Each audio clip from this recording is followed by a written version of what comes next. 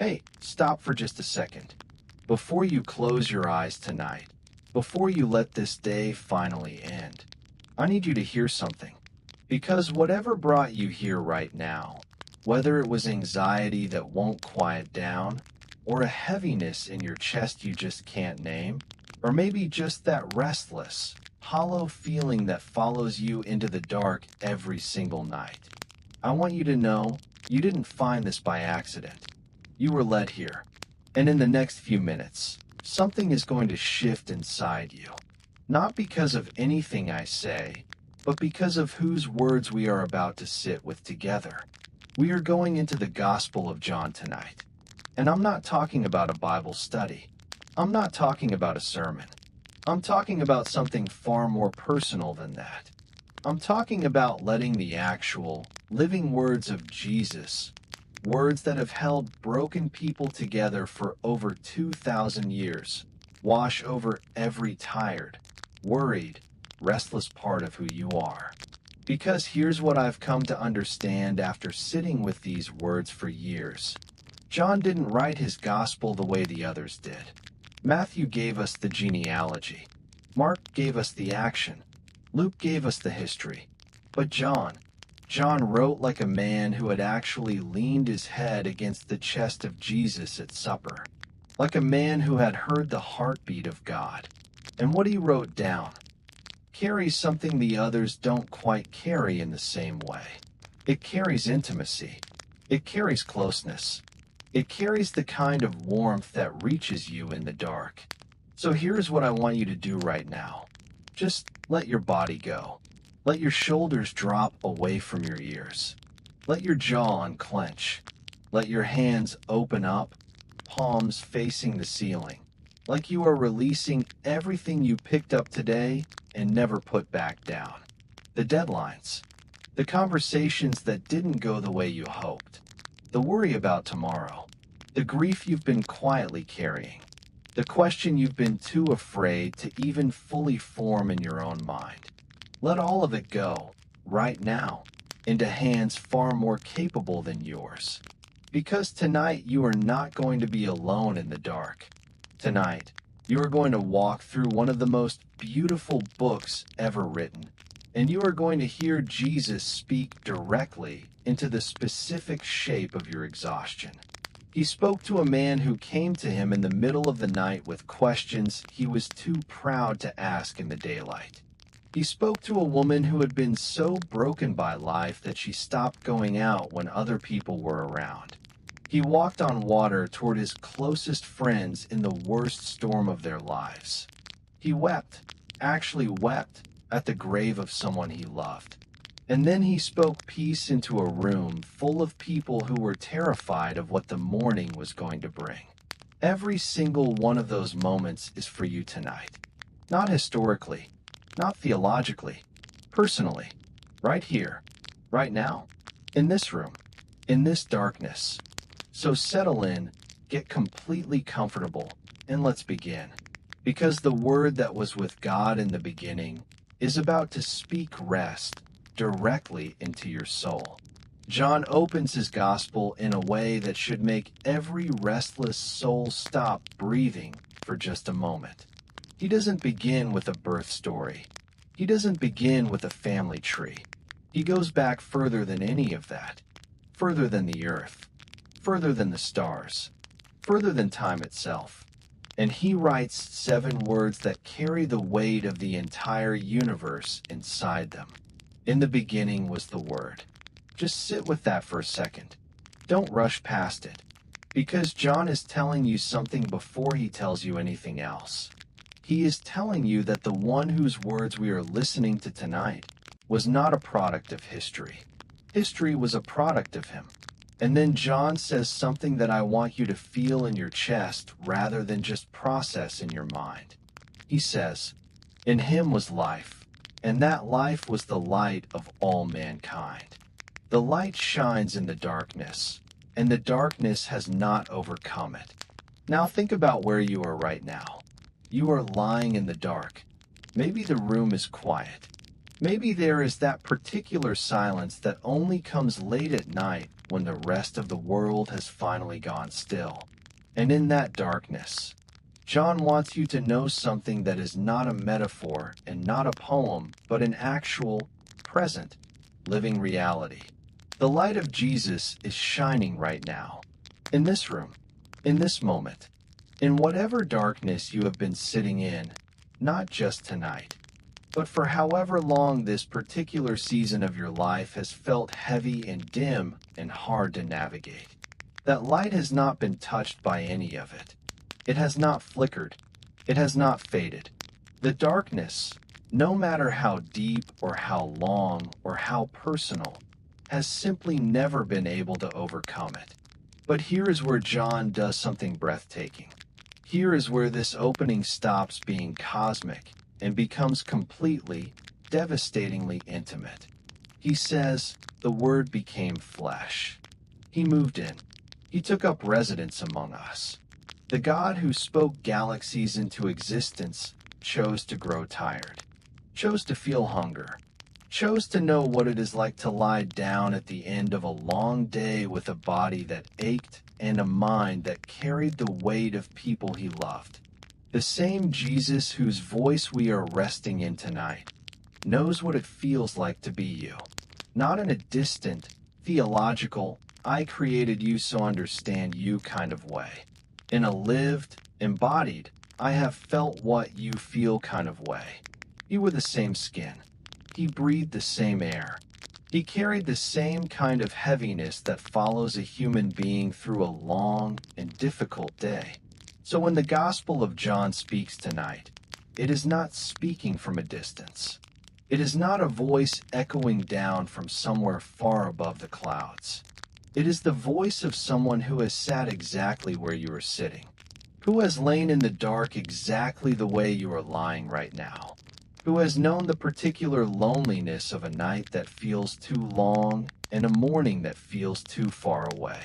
And from that place of complete understanding, complete knowledge of what it means to be human and tired and in need of rest, he speaks, not with answers to every question, not with explanations for every hard thing, but with something better than both of those, with presence, with the kind of closeness that makes the questions feel smaller and the hard things feel lighter simply because you are no longer carrying them alone.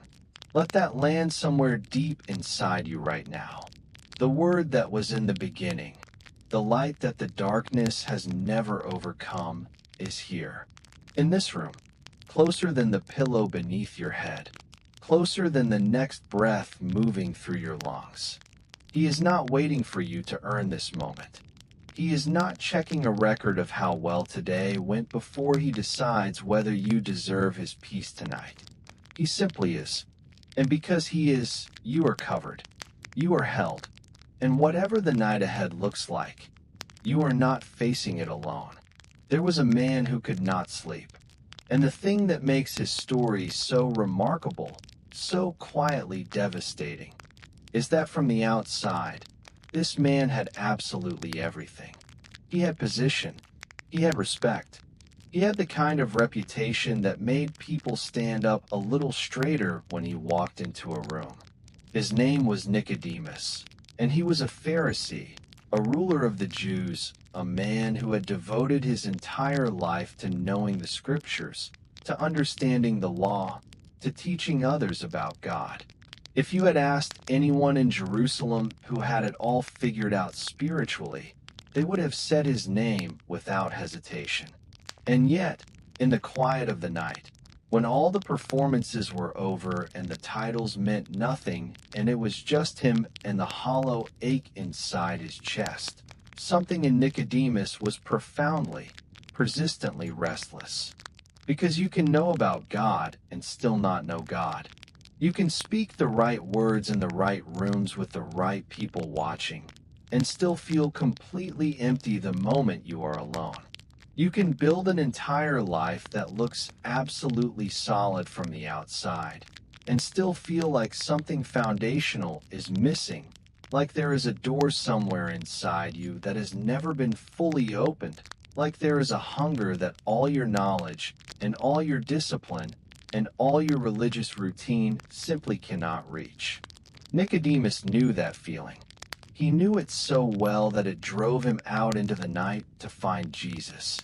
John chapter 3 tells us specifically that he came at night, and I don't think John mentions that detail carelessly.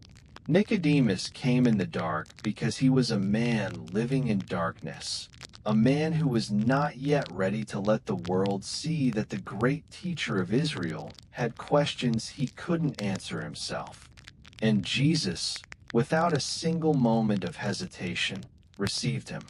He didn't make him feel small for not already knowing. He didn't remind him of how long he had been studying and how much he should have figured out by now. He simply sat with him. He engaged him. He leaned into the conversation with the kind of patience and warmth that tells you everything you need to know about the character of the person you are dealing with. And then he said something to Nicodemus that landed like a complete reorientation of everything the man thought he understood. Very truly, I tell you, no one can see the kingdom of God unless they are born again. Nicodemus was confused. He asked the most human, literal, slightly bewildered question you could possibly ask in that moment. How can someone be born when they are old? And Jesus didn't sigh. He didn't roll his eyes. He went deeper. He explained with more patience. Because that is who he is. He meets you in your confusion, and he stays there with you until something begins to make sense. And then, in the middle of that nighttime conversation, Jesus said something so wide and so full of love that it has been reaching people across 20 centuries, and it is reaching you right now in this room tonight. For God so loved the world that he gave his one and only Son, that whoever believes in him shall not perish, but have eternal life. Whoever. That is the word I want you to hold on to right now. Not the perfect. Not the ones who came to God with clean hands and uncluttered hearts and no midnight questions. Not the ones who never doubted or never wandered or never showed up in the darkness because the daylight felt too exposing. Whoever. That word was wide enough to hold Nicodemus in all his complicated, reputation-carrying, question-hiding humanity. And it is wide enough to hold you, exactly as you are, right now tonight. So if you are lying there feeling something like what Nicodemus felt, if there is a restlessness in you that your routine and your knowledge and your best efforts have never been able to fully quiet, hear what Jesus said to him at the end of that conversation. God did not send his Son into the world to stand over you in judgment. He sent him to find you, to sit with you in whatever darkness you are in, to be the light that your soul has been reaching toward even in the moments when you didn't fully understand what you were reaching for. You don't have to have everything resolved tonight. You don't have to arrive at peace through perfect understanding. You simply have to come, the way Nicodemus came, honestly, quietly, with whatever questions you are carrying, and let Jesus meet you right here. He will. He has always been extraordinarily good at meeting people in the night. She came alone, and if you understand anything about the world she lived in, you understand exactly how much those 3 words say. In that culture, in that time, women came to the well together, in the cool of the early morning, laughing, talking, moving through the ordinary rhythm of the day in the company of other women. It was social. It was communal. It was one of the few spaces where women gathered and belonged to something together. But she didn't come in the morning. She came at noon, at the 6th hour, when the sun was at its most unforgiving, when the heat was the kind that makes the air shimmer and the road feel like it's pushing back against your feet. She came when she knew no one else would be there, because the whispers that followed her everywhere she went were louder than the heat, heavier than the water jar she carried, and she had simply learned over time that it was easier to face the sun alone than to face the eyes of people who had already decided who she was and what she was worth. She had been married 5 times, and the man she was living with now was not her husband. She wasn't hiding that information. Jesus would make clear in a few moments that he already knew all of it. She was just living with the weight of a story that hadn't gone the way she had hoped, a series of chapters that had left her more tired and more thirsty and more alone than she had been at the beginning. And so she came to the well in the middle of the day, expecting nothing more than water, expecting certainly no conversation, expecting absolutely no one to look at her like she was worth the time it takes to really see a person. And then she saw him sitting there, a Jewish man, resting by the well. And before she could adjust her path or lower her eyes or make herself invisible the way she had practiced, he spoke to her. "Will you give me a drink?" For words. Simple, ordinary, completely unremarkable words on the surface. But they carried something she hadn't felt aimed in her direction in a very long time. They carried dignity. He looked at her like she was someone, like she was worth addressing, like the complicated mess of her history was not the first thing he saw when he looked at her face. What follows in John chapter 4 is one of the longest personal conversations Jesus has with any individual in all 4 Gospels. And I need you to sit with that for a moment, because it is not a small thing.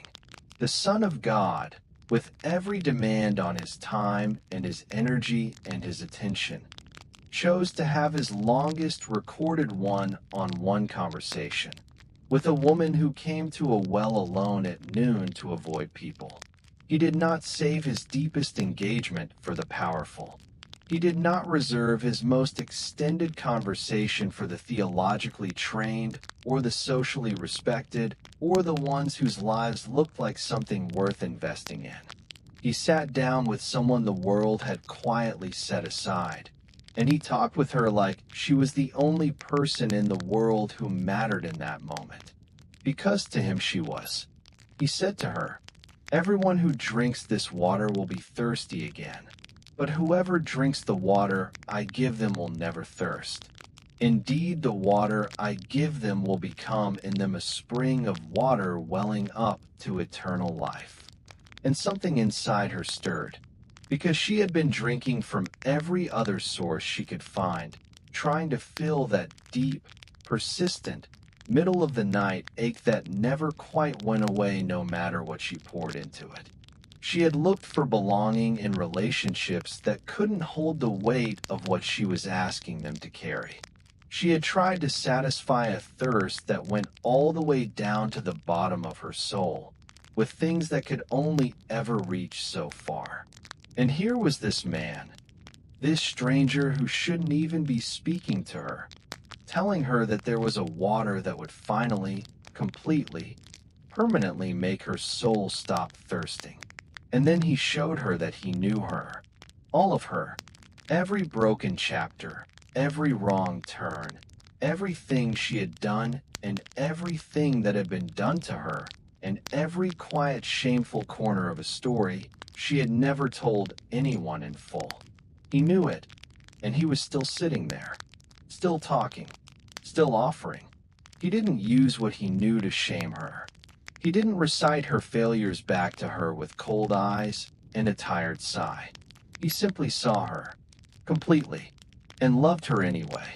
Tonight, wherever you are in your story, however many chapters you wish you could rewrite, he is already at your well. He was there before you arrived, and he is looking at you with the exact same eyes he turned toward that woman, full knowledge and full love, occupying the same moment at the same time. You don't have to be thirsty anymore. Picture the scene with me for a moment. The sun has gone down. The disciples are out on the water alone. Jesus had sent them ahead while he went up the mountain to pray, and for a while everything was fine. The boat was moving. The oars were working.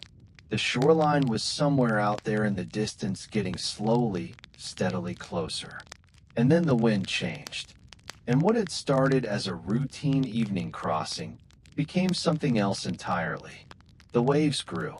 The wind picked up speed. The boat began to pitch and roll in a way that made even the experienced fishermen among them grip the sides a little tighter and exchange the kind of glances that don't need words to communicate what they mean. Something is wrong. This is getting serious.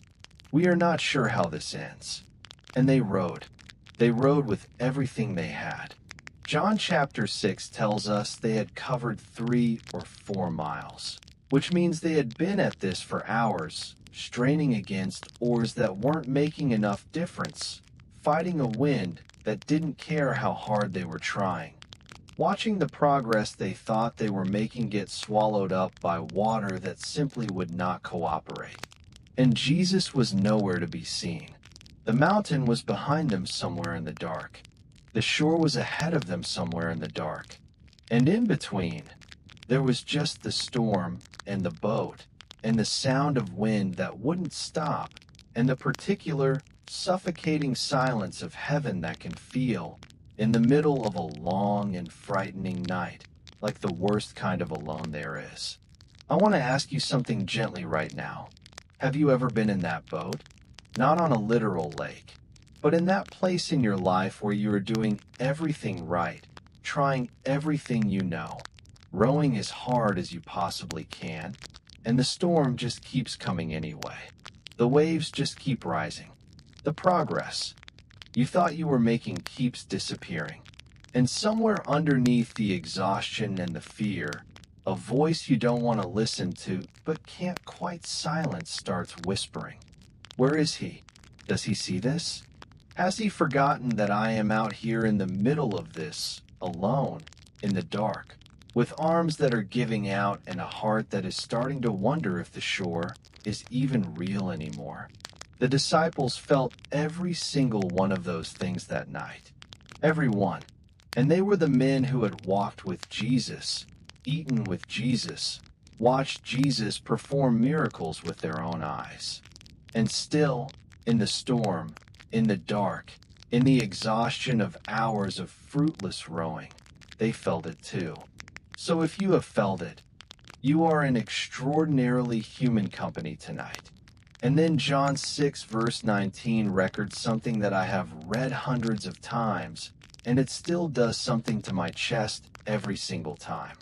It says, when they had rowed about 3 or 4 miles, they saw Jesus approaching the boat, walking on the water, walking on the water, on the very waves that were terrifying them, on the very storm that had been swallowing their effort for hours.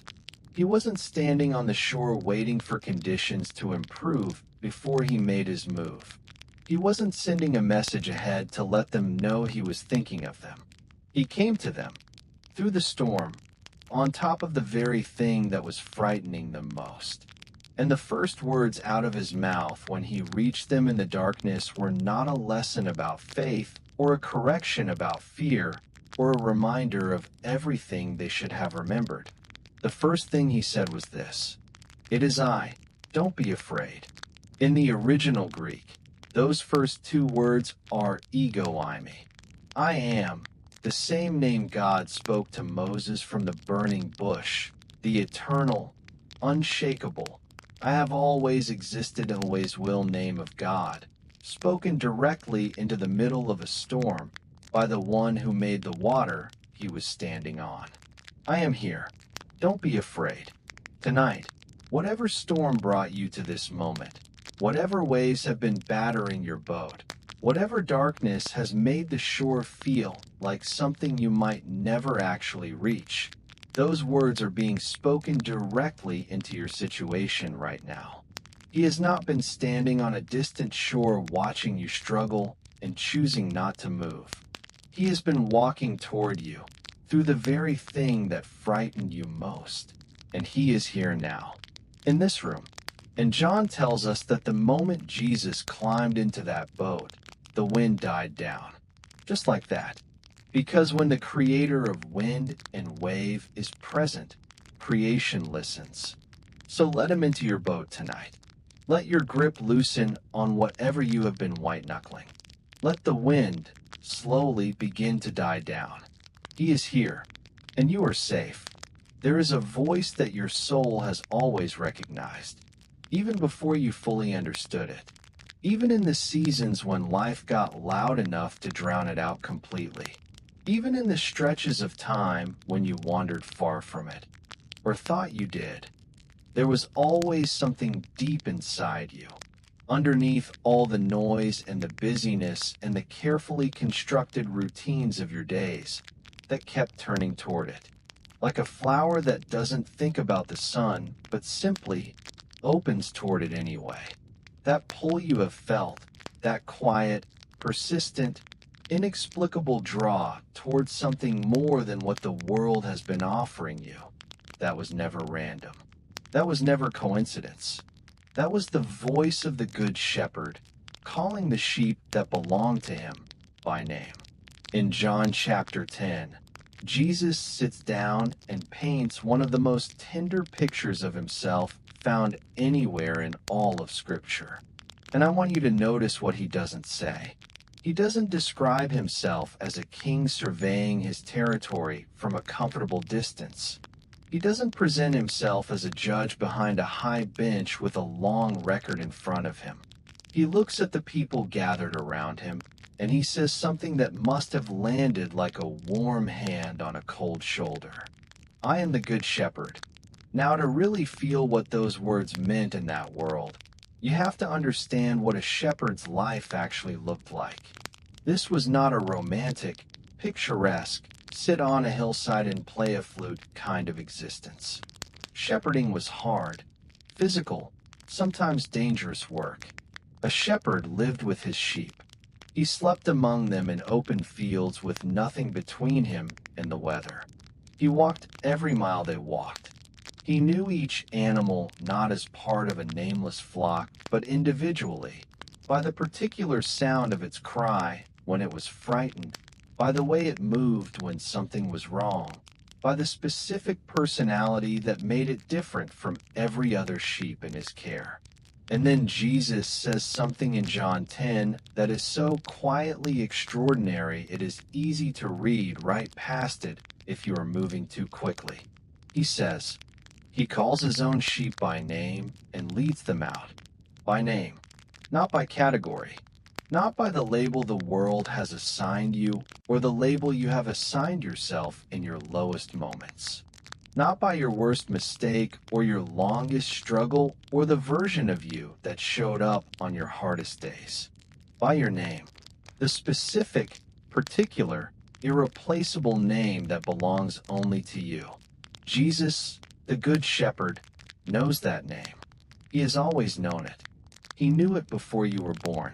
He knew it on the day everything fell apart. He knew it on the nights when you weren't sure you even wanted to say it yourself. And tonight, in this quiet, he is saying it. He goes on, my sheep listen to my voice.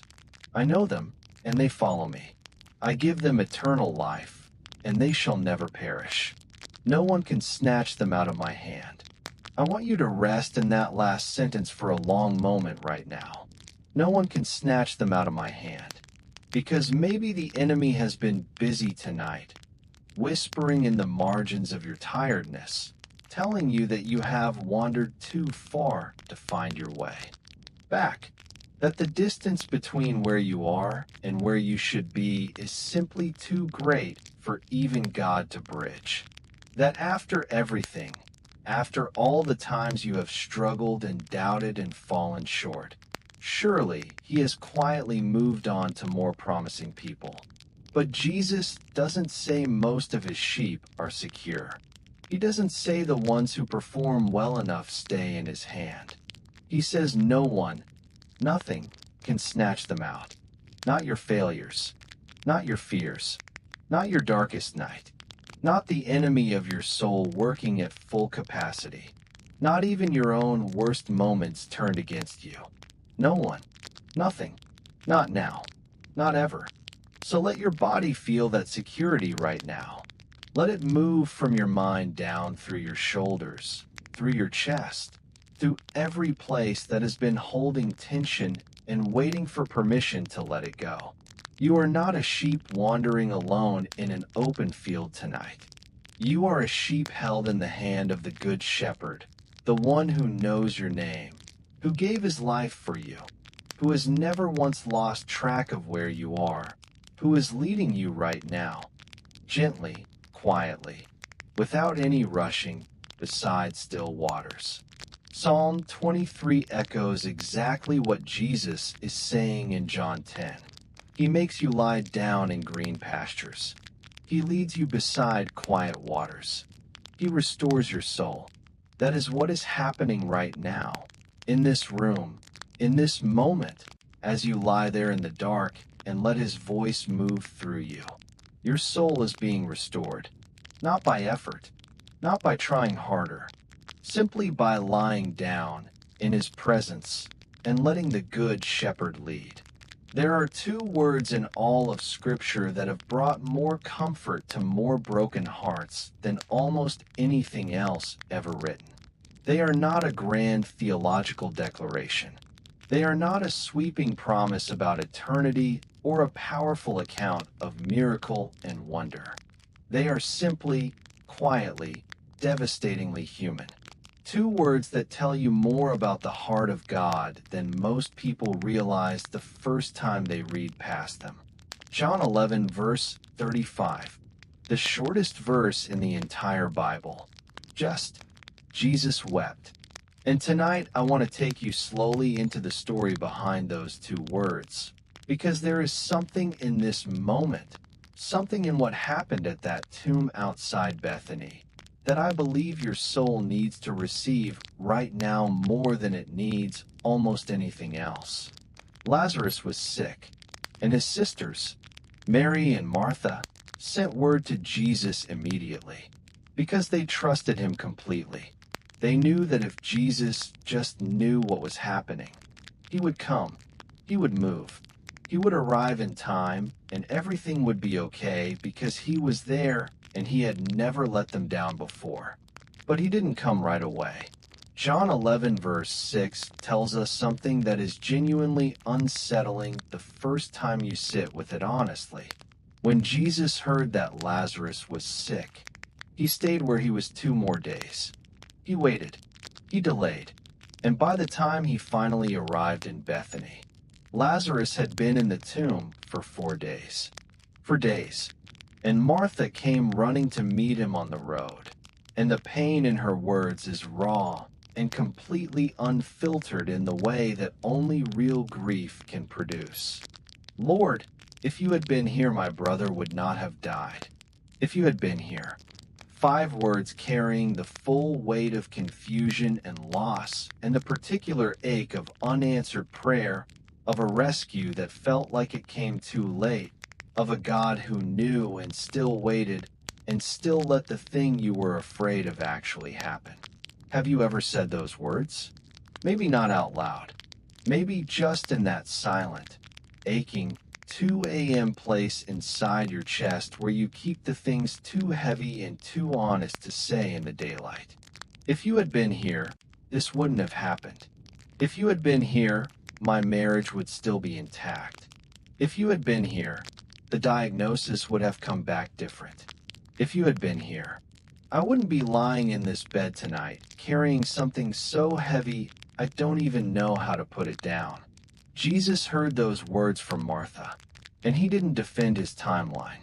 He didn't launch into an explanation of divine strategy or a theology of delayed miracles. He asked one simple, tender, heartbreakingly gentle question. Where have you laid him? Take me to where the pain is. Show me the place. I want to go there with you. Not to fix it immediately. Not to skip past it. To go there. With you. And so they took him to the tomb. And the people who had gathered were weeping. And Mary, who had sat at Jesus' feet and listened to his every word with complete devotion, fell at his feet now in her grief. And when Jesus saw her weeping, and saw the others weeping with her. John tells us he was deeply moved in spirit and troubled. The original Greek word used there carries a meaning closer to a deep, visceral groaning, a gut-level disturbance that moves through a person like a physical wave. This was not polite sympathy observed from a comfortable emotional distance. This was God entering into human grief so completely, so personally, so fully, that it shook him. And then, knowing that Lazarus was about to walk out of that tomb alive, knowing this story had a resurrection ending already written, he stood at the entrance to that cave, and he cried anyway, because the tears of the people he loved mattered to him. Because grief is real and pain is real and loss deserves to be honored and sat with, not rushed past, not explained away before it has been fully felt. Tonight, if you are carrying something heavy, if there is a grief you have been holding quietly because you weren't sure there was space for it, if something has died in your life that you haven't fully allowed yourself to mourn yet, I want you to hear this with everything in you. Jesus is not standing at the edge of your pain with a stopwatch, waiting impatiently for you to process faster so he can move things along. He is not telling you to pull yourself together or reminding you that it could be worse or pointing you toward the silver lining before you have had a chance to fully feel the weight of the cloud. He is doing exactly what he did in Bethany. He is asking to be taken to the place of pain. He is walking toward the tomb with you. He is sitting down in the grief beside you. And he is weeping because you matter to him that much. Your specific sorrow, in this specific season, on this specific night, matters to the God of the universe enough that he enters it rather than observing it. So let yourself be held in that tonight. Let the grief breathe if it has been held too tightly. Let his presence cover it the way morning covers the darkest part of the night, slowly, completely, and with the quiet certainty that resurrection always follows the tomb. The room was quiet, but the air was heavy. Jesus and his disciples had just shared their last meal together, and something in the atmosphere had shifted in the way that only the people who were present in that room could fully feel. That unnamed, skin-level dread that settles into your chest when you sense that something is about to change forever and there is absolutely nothing you can do to stop it. Peter had just been told he would deny Jesus 3 times before the night was over. Judas had already slipped out into the darkness to do what he had already decided he was going to do.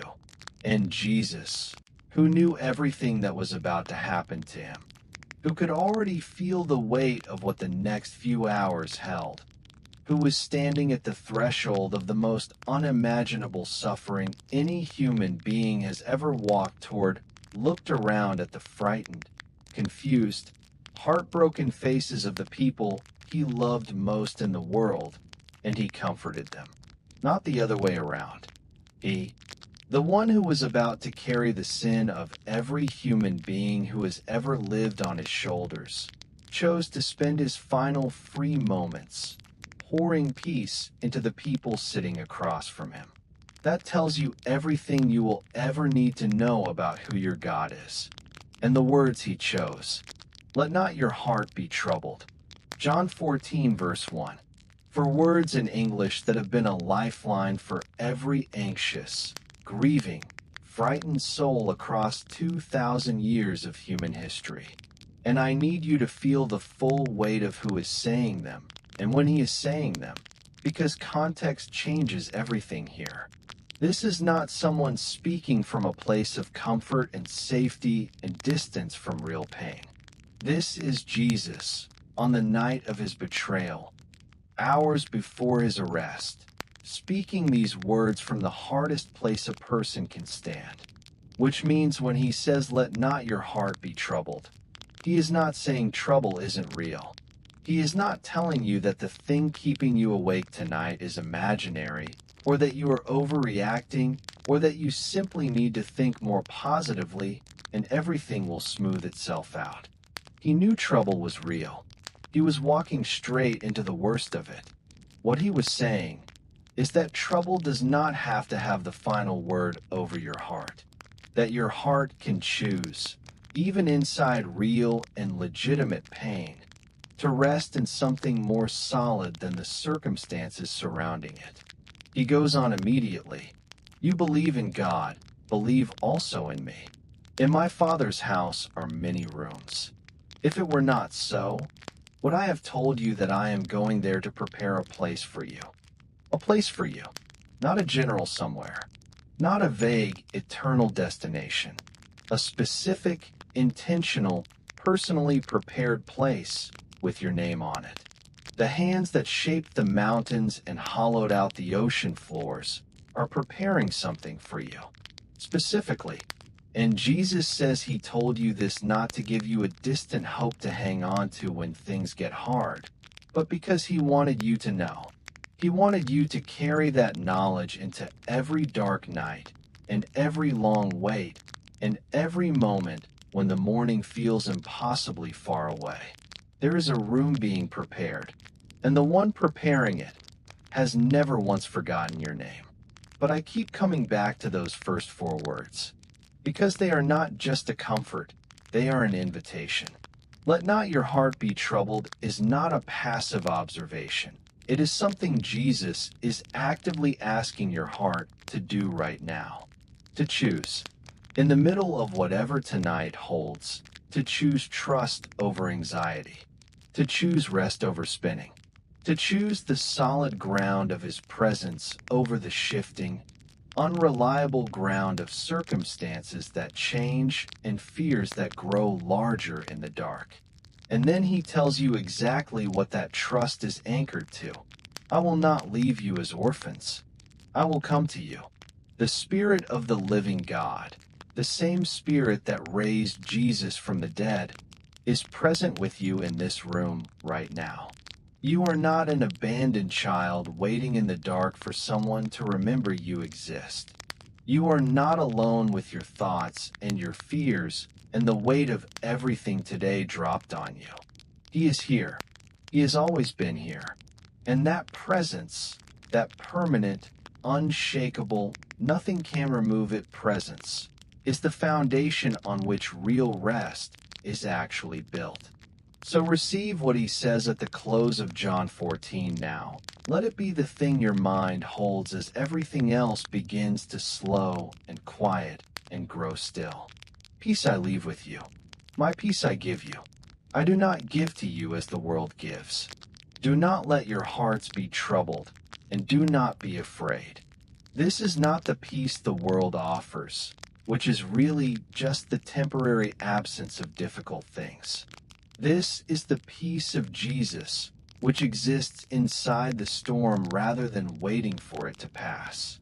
A peace that holds when everything around you is shaking. A peace that doesn't require your circumstances to change before it becomes available to you. It is available right now, in this room, in this moment, in whatever tonight looks like for you. So take it. Let it move from your mind down through your shoulders, through your chest, through your stomach, all the way down to your feet. Let every place that has been holding tension release it now into the hands of the one who conquered death and still chose, on the hardest night of his life, to spend his last free moments making sure you knew you didn't have to be afraid. And now, we come to the morning. After all the darkness, after all the grief and the confusion and the weight of everything that had been lost, after the betrayal in the garden and the denial by the fire and the cross on the hill and the stone rolled shut over a tomb that felt like the end of every hope anyone had ever carried, after the longest, most silent Saturday the world has ever known, when heaven itself seemed to have gone quiet, and the disciples sat behind locked doors trying to understand how everything they had believed in could be lying cold and still in a borrowed grave, morning came. It always comes. And the morning that broke over Jerusalem on that first Easter Sunday broke over everything. It broke over the tomb. It broke over the grief. It broke over every fear and every doubt and every whispered lie that said the darkness had finally won. Morning came, and it brought with it something the world had never seen before and will never be able to take back. John chapter 20 opens in the early hours while it was still dark, and a woman named Mary Magdalene made her way through the quiet streets toward the tomb. Now let me tell you something about Mary that makes this moment almost unbearably beautiful. This was not a woman who had lived a clean, uncomplicated story. Jesus had delivered her from 7 demons. 7. She had known what it was to be utterly bound, utterly broken, utterly without a single reason to believe that anything good was coming for her. And Jesus had set her free. And from that moment, she had followed him everywhere, not out of obligation, not out of religious duty, but out of the kind of love that forms in a person when someone has reached into the darkest place inside them and pulled them back into the light. She had stood at the foot of the cross when most of the disciples had fled. She had watched him die. She had seen them place his body in that tomb. And now she had come back, not because she expected a miracle, but because love shows up even when hope is completely gone. She came with spices to anoint a dead body. She came because she didn't know what else to do except be near him, even in death, even without understanding, even with zero expectation that anything was about to change. But when she arrived, the stone was rolled away. The tomb was empty, and Mary, overwhelmed with grief and confusion in the way that only someone who has already lost everything can be overwhelmed, stood outside the tomb and wept. And then she turned around and saw Jesus standing there. But through her tears, through the fog of exhaustion and sorrow, and the kind of disbelief that comes from hoping for too long and being disappointed too many times, she didn't recognize him. She thought he was the gardener, and she said, "Sir, if you have carried him away, tell me where you have put him, and I will get him." She just wanted to be near him, even now, even like this, even with no rational expectation that it would change anything.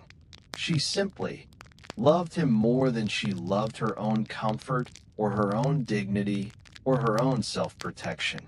And Jesus, the risen, glorified, death-conquering, grave-defeating Son of God, looked at this weeping, broken, desperate woman standing in a garden in the early morning light and said her name. Just that. Just Mary. One word. But the way he said it. Because in that single syllable, in that one specific, particular, irreplaceable name spoken in that voice, everything collapsed and everything opened at the same time. John 20 verse 16 says she turned toward him and cried out, "Rabboni," which means teacher. She knew. The moment he spoke her name, she knew, because that is exactly what the Good Shepherd had promised back in John 10. "My sheep know my voice, and when you hear it, really hear it, there is nothing in the universe that sounds like it. Nothing that carries that same particular warmth, that same complete knowing, that same sense of being entirely seen and entirely loved in the exact same breath." He said her name, and death lost its grip on everything. Beloved, the same Jesus who spoke Mary's name in that garden on that morning knows your name. Not just knows of it, knows it the way only the one who created you can know it, with the full story behind it, every chapter you are proud of, and every chapter you wish you could rewrite, every version of you the world sees, and every version that only comes out in the quiet, in the dark, in the honest moments when the performance is over and it is just you and God. And he is speaking it tonight. not in condemnation, not in disappointment, not with a sigh of exhaustion at how long it is taking you to get everything together. He is speaking your name the way he spoke Mary's, with resurrection in his voice, with mourning in his tone, with the quiet, unshakable certainty of a God who has already conquered everything that has ever frightened you, and is simply, tenderly, calling you home. You have traveled through the Gospel of John tonight. You sat with Nicodemus in his midnight questions. You stood at the well with a woman who thought she was too broken to be found. You watched Jesus walk on water toward frightened disciples in a storm that felt like it would never end. You heard the Good Shepherd call his sheep by name. You stood at the tomb and felt what it means that Jesus weeps with those who weep. You rested in the upper room while Jesus looked at troubled hearts and spoke peace directly into them. And now you are in the garden, in the early morning light, hearing your name spoken by the risen Christ. This is the God who holds you tonight. So now let everything go. Let your body be completely heavy. Let your thoughts be completely still. Let your breathing find its most natural, effortless rhythm. There is nothing you need to solve tonight. There is nothing you need to carry into tomorrow that Jesus is not already holding for you. You are safe. You are seen. You are known. You are loved with a love so vast and so permanent that nothing in heaven or